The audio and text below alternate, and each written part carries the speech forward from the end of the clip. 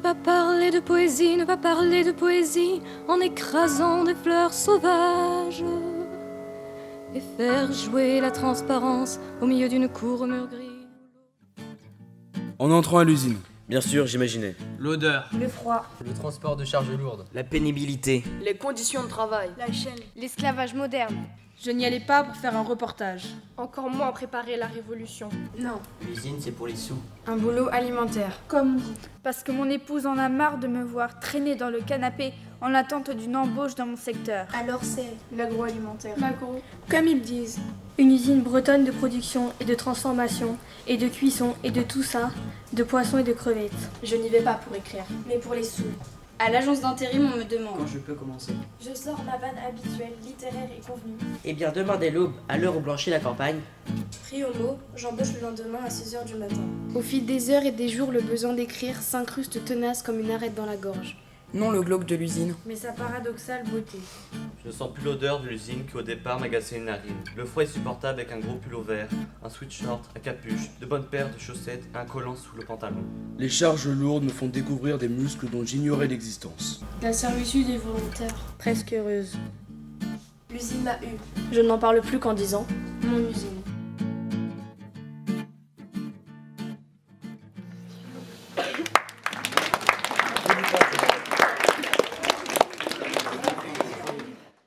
Ne pas parler de poésie, ne pas parler de poésie en écrasant des fleurs sauvages et faire jouer la transparence au milieu d'une cour aux murs gris où l'aube n'aura jamais sa chance.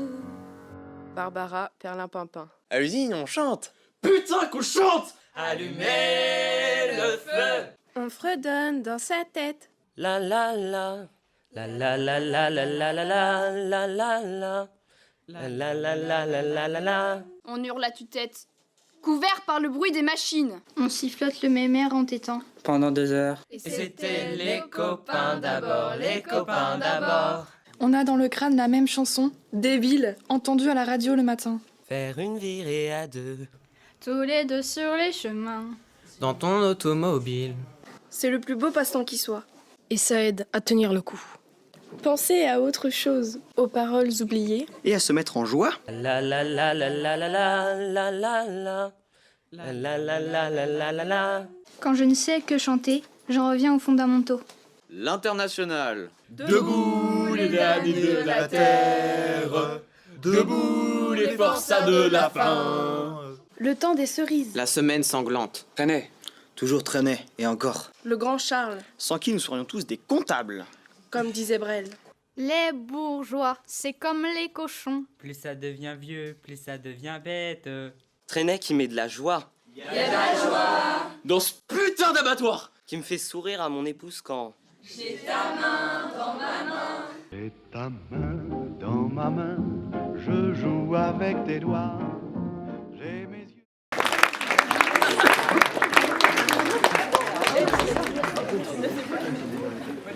En entrant à l'école, les vacances me manquent. J'ai voté pourtant pour une pause infinie. Décembre rime avec froid, famille aussi. L'impression qu'un ciseau te coupe et qu'une flûte te siffle à l'oreille. Feuilles mortes au sol, l'automne est une agonie. Je suis au crépuscule de ma vie. Se faire chasser comme un lapin, perdre toute liberté. Vouloir aimer alors que c'est trop compliqué. La politique est pareille, ce monde souffre. Nos cils se ferment pour ne pas tomber dans le gouffre. Ma colère est paprika, légèrement piquante, légèrement amère. Je n'attends rien de vous, surtout pas la guerre. Élève sérieuse, fatiguée de tout soupçonner, regard traversant la fenêtre, revient dans le monde de la réalité. Elle part en voyage chaque fois qu'elle écrit, s'invente une image du monde d'aujourd'hui. Elle veut comprendre, elle est décidée, il faut plus qu'attendre et espérer.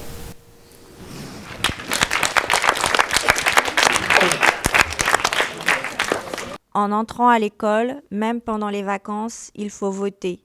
Même au sein d'une famille, il fait froid. Même le son d'une flûte coupe comme des ciseaux. Même l'automne et le crépuscule sont la fin d'une histoire. Même le lapin ne connaît pas la liberté. Même aimer est une question de politique. Et notre souffrance va jusque dans nos cils. Même les arbres brûlent comme le paprika. Et ce ne sont pas seulement les élèves qui sont fatigués. Seuls écrire et voyager nous font rêver. Il faut attendre et espérer. Bon, j'avais... Que vous dire, voilà, je pense qu'il y aura des traces, donc je ne vais pas le cacher. J'ai versé mes petites larmes. Merci infiniment pour l'accueil, pour tout le boulot effectué. Merci au prix d'accepter de me recevoir ici, puis à toute l'équipe éducative. Je suis ravi. Voilà, c'est... Merci.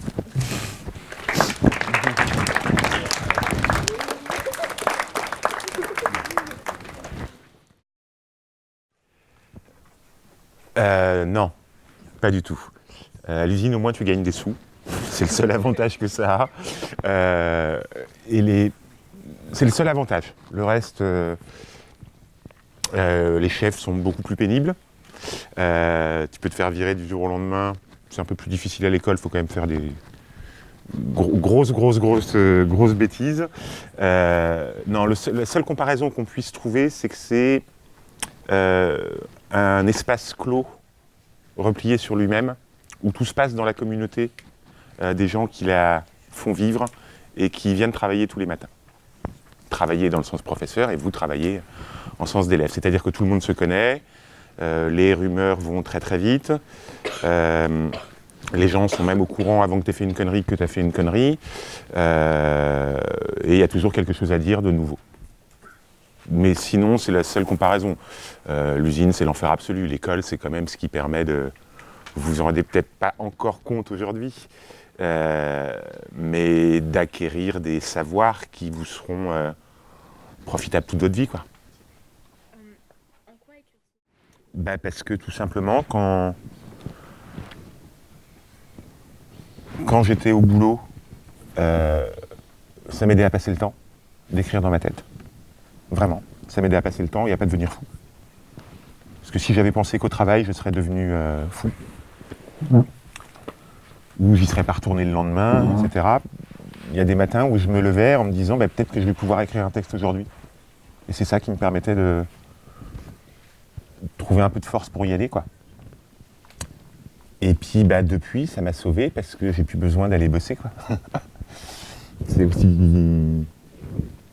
Et que j'ai une vie absolument rêvée. Et que j'espère que je vais être écrivain le plus longtemps possible dans ma vie. Enfin, ce serait bien. Je vais essayer.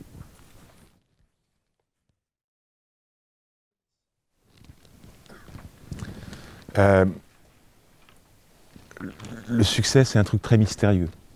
Même les professionnels du livre, quand ils sortent un livre, ils ne savent pas si ça va marcher ou si ça ne va pas marcher.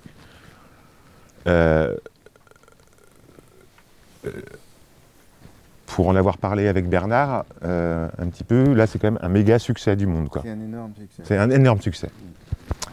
Traduit en 7 langues, en cours. 40 000 exemplaires vendus, ce qui est dans le milieu de l'édition, c'est énorme. Projet d'adaptation en concert, en BD, cinéma, c'est en discussion. C'est un truc de ma boule, sur lequel je m'interroge tous les jours, mais ça dépend plus de moi. En fait, ce livre-là, c'est même plus le mien. Il faut accepter la dépossession. C'est-à-dire qu'il y a des gens qui me disent « t'as écrit ça dans ton livre ?» Je dis ouais, si tu veux, enfin, c'est pas grave. Mais oui, je crois que ça parle aux gens de manière très... Voilà, sur la question de la précarité de la France en 2019, des boulots de merde. Et le fait de venir là-dedans avec de faire aucune concession au niveau littéraire, c'est-à-dire que ce soit un vrai objet littéraire, et pas du tout un truc larmoyant, disant ces connards d'ouvriers qui n'en branlent pas une, ou ces connards de chefs qui nous font chier.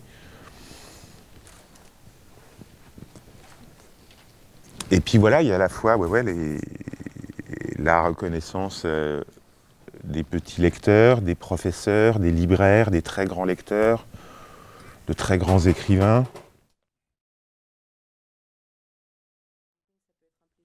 Non. Enfin, je connais personne pour qui ce soit un plaisir, quoi. Si vous pouvez éviter. Ou alors, ce qui peut se faire, c'est que si vous avez, au cours de vos études, besoin d'un boulot étudiant, vous postulez à l'usine, comme ça vous vous rendrez très vite compte du boulot que vous ne voulez pas faire toute votre vie. Ça peut être très formateur aussi.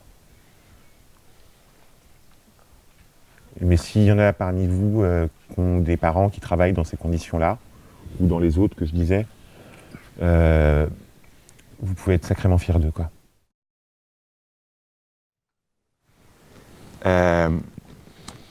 J'ai toujours écrit. En fait, quand j'avais votre âge, je viens d'une petite famille populaire, pas une famille ouvrière, une famille populaire. J'ai jamais eu de papa, j'ai pas de frère ni de sœur. Ma maman voulait un gosse, elle a eu un gosse comme elle a pu. Et elle n'avait pas beaucoup de sous, ma maman, mais elle s'est quand même saignée pour me payer l'école privée. Et donc j'avais pas de sous. Donc j'avais pas de mob. Enfin, je sais pas si vous êtes encore sur les mobs aujourd'hui. Mobilette. Oui, mobilette, oui. Un petit peu, on va dire mobilette. Pas de scooter, pas de je sais pas quoi. J'ai jamais su jouer d'un instrument de musique. Donc j'avais pas le prestige du guitariste. Donc pour draguer les filles, c'était pas pratique. Et comble de malheur, j'avais de l'acné plein la gueule. Donc pour draguer les filles, c'était encore moins pratique. Et comme j'avais pas de frères ni de sœurs, je me suis inventé des frères et sœurs dans les bouquins que je lisais. Je me suis inventé un papa dans les héros de romans que je lisais. Et lecture et écriture, c'est parce que mon seul moyen de draguer les filles, c'était d'essayer de leur écrire des poèmes d'amour ou de lettres d'amour. Donc des fois, ça marchait, par bonheur. Le plus souvent, ça marchait pas, hein, mais il y en a quand même quelques-unes qui se laissaient avoir. Et elles se rendaient assez rapidement compte que un peu le syndrome de Cyrano, que le mec qui leur écrivait n'était pas aussi bien que le mec qu'elles avaient en face d'elles, parce que je ne savais pas parler, je savais qu'écrire. Donc elles me larguaient. Donc c'était encore mieux, parce que c'était une occasion de réécrire encore plus longtemps, mais pourquoi je suis malheureux, etc. Et donc, à partir de ce moment-là, j'étais foutu, j'étais pris dans l'écriture et dans la lecture, et j'en suis jamais sorti, quoi. Donc écrivain, ça m'a jamais... J'ai toujours écrit, mais j'ai jamais pensé devenir un écrivain, ou alors c'était le rêve inaccessible, quoi. Moi, écrivain, c'est ma définition à moi, hein, c'est peut-être pas la bonne. Je considère ça comme pouvant vivre de ma plume, et gagner ma vie de ma plume, de mon écriture. Pour l'instant, c'est le cas depuis janvier. C'est le plus beau métier du monde. Tu es invité partout, tu rencontres des gens, on te paye le train, on te paye l'hôtel, on te paye le resto, des coups à boire. Franchement, j'ai l'impression que c'est mon anniversaire tous les jours, quoi. Et puis là, il y a 70 personnes à mon anniversaire. C'est juste... Donc merci d'être à mon anniv.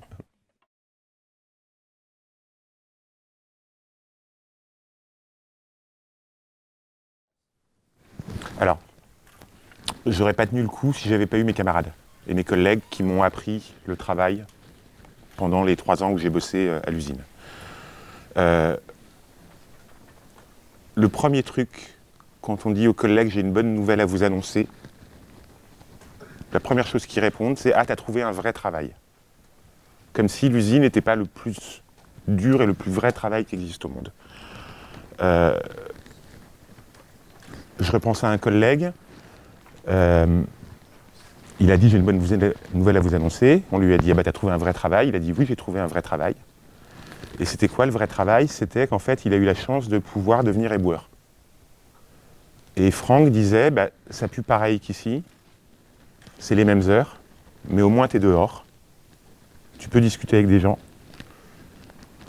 et puis à la fin de l'année, tu peux avoir les sous des calendriers ». Donc, passer de l'usine à éboueur, c'est une ascension sociale.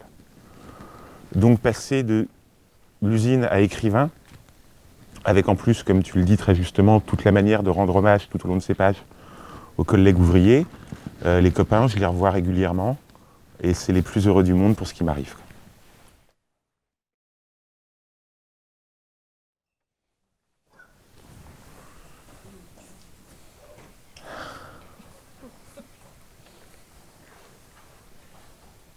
Comme je le disais tout à l'heure, tout le monde rêve de quitter l'abattoir ou l'usine.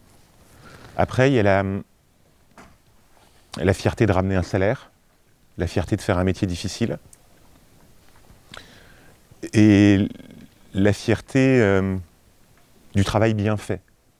C'est-à-dire que la tâche la plus horrible que tu as à faire au monde, si tu la fais bien, tu te sens digne et noble dans ton travail.